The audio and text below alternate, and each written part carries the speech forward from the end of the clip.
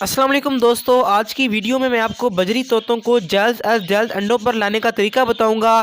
तो जो भी टिप्स आपको मैं दूंगा आपने गौर से सुननी है, उनको फॉलो भी करना है। तो अगर आप ऐसा करते हैं तो ये मेरी गारंटी है कि आपके बजरी तोते बहुत जल्द ब्रीडिंग करना स्टार्ट कर देंगे। तो आपके टाइम को ज़ाया नहीं करता, शुरू करता हूँ आज की इंटरेस्टिंग वीडियो को। अगर आपने अभी तक मेरे इस चैनल को सब्सक्राइब नहीं किया तो नीचे दिए गए रेड कलर के बटन को क्लिक करके मेरे चैनल को सब्सक्राइब करें, साथ में घंटी के बटन को दबाएं और ऑल के ऊपर सेलेक्ट कर लें ताकि बर्ड्स की वीडियो सबसे पहले आपको मिले। तो व्यूअर स्टार्ट कर लेते हैं अपना टॉपिक, लेकिन उससे पहले आपको मैं एक बात बताना चाहूँगा कि जब मैंने स्टार्ट में बजीज पैरेट्स रखे थे तो मेरे बर्ड्स ने तकरीबन 6 से 8 महीने तक बिल्कुल ब्रीडिंग नहीं की थी, क्योंकि मैं उनके बारे में कुछ भी नहीं जानता था। अब काफ़ी कुछ मैंने सीख लिया और रिजल्ट आपके सामने है, तो इसलिए आज की वीडियो को आपने स्किप बिल्कुल भी नहीं करना, क्योंकि इस बात को बताने का मकसद ही सिर्फ यही है कि मैं उन तमाम पॉइंट्स को जानता हूँ, उन तमाम मसलों को जानता हूँ जो कि एक नए शौकीन जो कि बजरी तोतों को पहली पहली बार रखते हैं उनके साथ आ सकता है। तो बात कर लेते हैं अपने पहले पॉइंट की या पहली टिप की। तो ये है कि अगर आपने अपने बर्ड से ब्रीडिंग लेनी है तो अपने बर्ड्स का मेल फीमेल और आप एज कंफर्म कर लें, क्योंकि जब तक आपके बर्ड मेल फीमेल कंफर्म नहीं होंगे, उनकी एज ब्रीडिंग के काबिल नहीं होगी, आप चाहे जो मर्जी कर लें आपके बर्ड्स ब्रीडिंग नहीं कर सकते। अगर हम बजीज पैरेट्स में देखें तो जो मेल होता है उसकी जो नाक का कलर होता है हमेशा ब्लू कलर में होता है, जबकि फीमेल की नाक का कलर या तो वाइट होता है या तो ब्राउन। अगर आपके बर्ड्स ऐसे हैं तो फिर आप उनसे ब्रीडिंग ले सकते हैं। इसके बाद अगर आपने बजीज से अच्छी ब्रीडिंग लेनी है तो उनकी एज कम से कम 5 से 6 महीने तक लाजमी हो। अगर आपके बर्ड्स अभी इस एज से कम है तो आप उनसे ब्रीडिंग ना लें, वो बिल्कुल भी ब्रीडिंग नहीं करेंगे। तो यहाँ पर एक क्वेश्चन आता है कि हमें कब पता चलेगा कि हमारे बर्ड्स अब ब्रीड करने वाले हैं। तो देखें, जब आपके बर्ड्स की आंखों के अंदर एक वाइट कलर का रिंग आ जाए, उनके जो हेड का कलर है मुकम्मल तौर पर क्लियर आ जाए और उनकी गर्दन पर छोटे छोटे स्पॉट आ जाए, तो आप समझ जाएं कि आपके बर्ड्स की जो एज है वो ब्रीडिंग के काबिल हो गई है। साथ साथ आपको मैं तस्वीर दिखा रहा हूँ ताकि आपको अच्छी तरह पता चल जाए कि आपके पास जो बर्ड्स हैं वो पट्टे हैं या ब्रीडर पेयर हैं। तो ये था हमारा पहला पॉइंट। अब बात कर लेते हैं अपने दूसरे पॉइंट की, जो कि एक बहुत ही कॉमन सा पॉइंट है कि अगर आप बर्ड्स अपने घर पर एक बार ले आते हैं तो फिर आपने उनकी जगह को चेंज नहीं करना। यानी कि जब आपने एक बार बर्ड्स को केज में छोड़ दिया तो जहाँ पर आपने एक बार केज रख दिया सो रख दिया। अगर आप उसकी जगह को चेंज करेंगे, सुबह को कहीं और रखेंगे या शाम को कहीं और रखेंगे या एक हफ्ते के बाद आप उनकी जगह चेंज कर लेंगे, तो इस तरह से बर्ड्स मुकम्मल तौर पर डिस्टर्ब हो जाते हैं और कभी भी ब्रीडिंग की तरफ नहीं आते। तो हमारा पहला पॉइंट ही यही है कि एक बार आपने जहाँ केज रख दिया आपने उसको नहीं हिलाना, और जब आप केजेस की सफाई कर रहे हो तो तभी आप थोड़ी सी एहतियात किया करें, केज ज़्यादा हिले ना और आपके बर्ड्स बिल्कुल भी उसके अंदर डरे ना। अगर आप इस तरह से करेंगे तो फिर आपके बर्ड्स का बिहेवियर चेंज होगा और वो काफ़ी जल्दी ब्रीडिंग की तरफ आएंगे। इसके बाद बात कर लेते हैं अपने तीसरे पॉइंट की, जो कि आपके बर्ड्स के इन्वायरमेंट के लिहाज से है, क्योंकि अगर आपने अपने बर्ड्स के केज को ना हिलाया और आपने इन्वायरमेंट उनको अच्छा ना दिया तो फिर भी आपके बर्ड्स बिल्कुल भी ब्रीड नहीं कर सकते। जब भी अपने घर पर आप बर्ड्स लाएँ तो उनको आप 8-10 दिन तक देखें कि आपके बर्ड्स आपके केज में खुश हैं, क्या वो जंपिंग वगैरह कर रहे हैं, एक जगह से उड़ के दूसरी जगह पर जाते हैं। और अगर आप देखते हैं कि आपके बर्ड्स सिर्फ दाना खाते हैं और फिर स्टिक पर बैठ जाते हैं, तो आप समझ जाएं कि आपके बर्ड्स यहाँ पर बिल्कुल भी सेट नहीं है।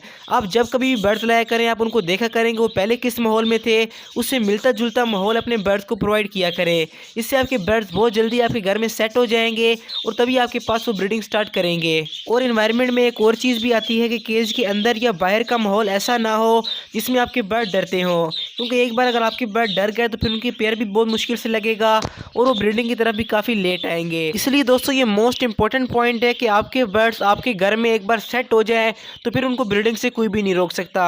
एक बार अगर आपके घर में ब्रीडिंग स्टार्ट हो गई तो फिर वो कभी नहीं रुकेगी इंशाल्लाह।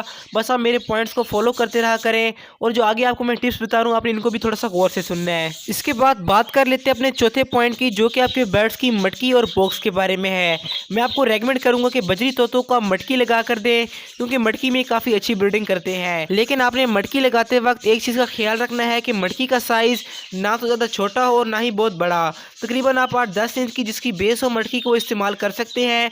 और ये जो मटकी आपके सामने ये बजीज पैरेट्स के लिए बेस्ट है, क्योंकि अगर ज़्यादा बच्चे भी निकल आए तो बर्ड डिस्टर्ब नहीं होते। अगर आप छोटी मटकी लगा देंगे तो अगर आपके बर्ड ने 5-6 बच्चे दे दिए तो जब वो बच्चे बड़े हो जाएंगे तो आपके बर्ड्स काफ़ी डिस्टर्ब होंगे। इसलिए हमेशा अपने बर्ड्स को खुली मटकी लगा कर दिया करें। और मटकी के सामने आपने एक स्टिक लाजमी लगानी है ताकि आपकी फ़ीमेल जो है उस मटकी के अंदर झांके, उसको अंदर जाने का मौका मिले और आपके बर्ड्स की जो मटकी हो बिल्कुल भी हिलती ना हो, क्योंकि बर्ड्स हिलती हुई मटकी में जाना पसंद नहीं करते। और यहाँ पर आपको मैं एक बोनस टिप देना चाहूँगा कि मटकी को आप वहाँ लगाया करें जहाँ पर आपके बर्ड आसानी से पहुँच पाएँ।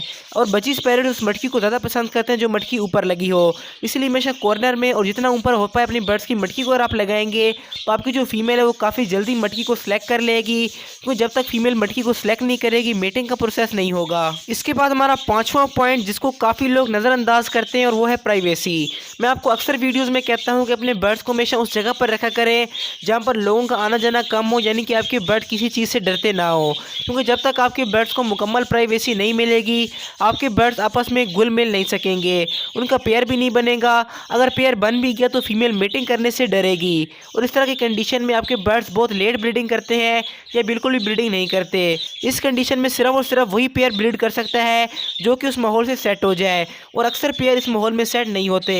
इसलिए अपने बर्ड्स को आप प्राइवेसी दिया करें, और साथ साथ आपने एक चीज़ का ये भी ख्याल रखना है कि आपके बर्ड्स आपसे ना डरते हो। इसके लिए आप ये कर सकते हैं कि जब कभी अपने बर्ड्स का आप दाना पानी चेंज करने आया करें तो तकरीबन 10-15 मिनट अपने बर्ड्स के पास आप खड़े हो सकते हैं, उनको अच्छी तरह मॉनिटर कर सकते हैं कि आपके कोई बर्ड्स के अंदर कोई कमी तो नहीं है, और जो कमी आप देखें इंशाल्लाह आप उसको पूरा करेंगे तो आपके बर्ड्स बिल्कुल हेल्दी और फिट रहेंगे।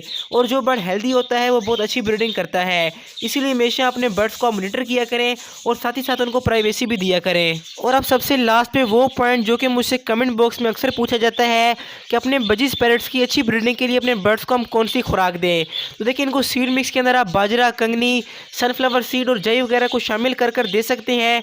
इसकी डिटेल वीडियो मेरे चैनल पर अपलोड है, आप चैनल का विजिट करके उस वीडियो को देख सकते हैं। लेकिन अगर आप अपने बजीज पैरेट को साथ साथ शॉर्ट फूड देते रहेंगे तो आपके बजीज पैरेट्स काफ़ी जल्दी ब्रीडिंग पर आएंगे, क्योंकि अगर आपने बर्ड्स को आप अच्छी डाइट देंगे तो आपके बर्ड्स को ऐसा महसूस होगा कि यहाँ पर किसी भी चीज़ की कमी नहीं है और वहाँ पर ब्रीडिंग करना स्टार्ट कर देंगे। शॉर्ट फूड में अपने बर्ड्स को आप उबले हुए चावल दे सकते हैं, उबली हुई गंदम दे सकते हैं। इसके अलावा जो छल्ली होती है यानी कि भुट्टा, वो भी बजीज पैरेट्स उबला हुआ काफ़ी शौक से पसंद करते हैं। इसके अलावा बजरी तोतों को आप पालक या मेथी भी हफ्ते में एक बार दे सकते हैं, काफ़ी शौक से खाते हैं। इससे आपके बर्ड्स के मल्टीविटामिन की कमी भी पूरी होती रहेगी।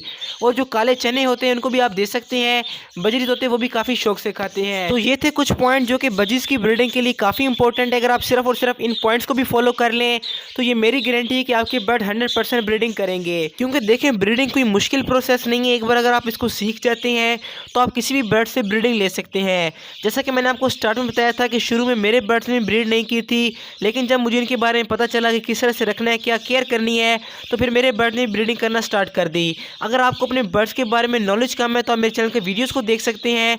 तो इंशाल्लाह अगर आप इन सब टिप्स को फॉलो करते हैं तो आपके पास भी वैसी ब्रीडिंग होगी जैसा कि मेरे पास अभी ब्रीडिंग चल रही है। लेकिन अगर आपने बर्ड्स के लिए नेचुरल ब्रीडिंग फार्मूला बनाना चाहते हैं तो आप लेफ्ट वाली वीडियो क्लिक कर लें। अभी के टाइम पर तकरीबन 1 लाख व्यूज़ इसके ऊपर होने वाले हैं, तो आप इस वीडियो को देखें। इंशाल्लाह आपके बर्ड्स इस ब्रीडिंग फार्मूले से बहुत जल्द हीट पर आएंगे और काफ़ी अच्छी ब्रीडिंग करेंगे। और अगर आपको लगता है कि आपके बर्ड्स के अंदर मल्टीविटामिन या कैल्शियम की कमी है जो कि हर बर्ड्स में लाजमी होती है, तो आप राइट वाली वीडियो क्लिक करके देख सकते हैं। और इंशाल्लाह मिलते हैं अगली वीडियो में, तब तक के लिए अल्लाह हाफ़िज़, फ़ी अमानिल्लाह।